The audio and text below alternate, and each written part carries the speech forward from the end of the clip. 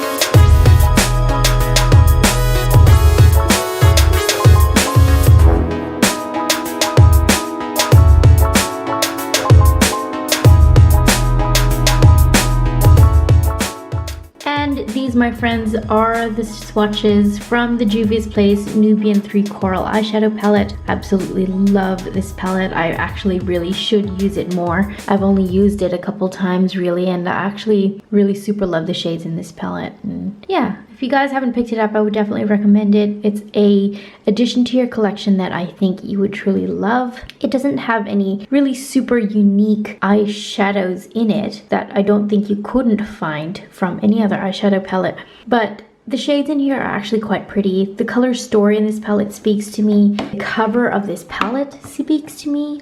Look how pretty it is. You guys can find it on the Juvia's Place website. There are coupon codes floating around where you can save some extra money. They're pretty affordable as it is already anyway, but you know, if you want to save a few extra dollars,